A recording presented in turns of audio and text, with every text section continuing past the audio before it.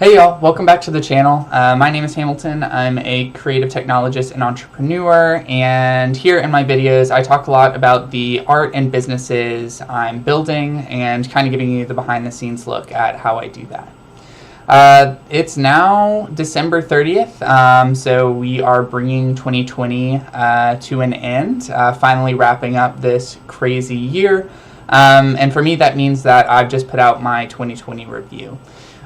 So here in this video, I'm going to give you a quick overview, some highlights of the things I did in 2020, and then I will link my full 2020 review in the description of this video. So biggest thing I did this year was really create an identity for myself. I really aligned on my idea of being a creative technologist and entrepreneur, who I wanted to be and what I wanted to do, and that was kind of the way I summed it up. Other things I did within this kind of identity were I launched my first business, I released my first music videos, I campaigned in the 2020 election. I was able to achieve a neutral carbon footprint based on my own calculations. You can check out those in the full post. I moved in with my partner Megna, which had a lot of implications both for my finances and for my health and eating habits, all sorts of things. I refactored my systems of being. This is kind of like how I prioritize and decide on what I'm actually going to be building. I played around a lot with artificial intelligence, generating faces of US presidents in different races and different genders, all sorts of things like that.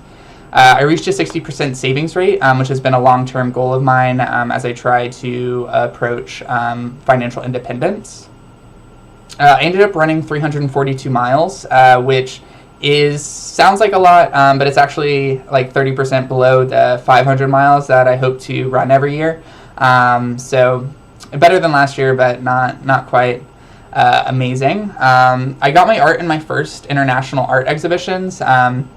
My goal for this year was really to just get into a art exhibition, so the fact that I was able to get into a few and those happened to be international was just like very lucky for me.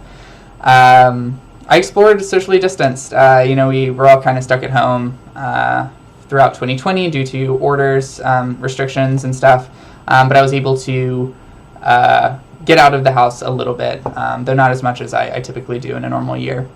And lastly, I grew as a software engineer at Instagram.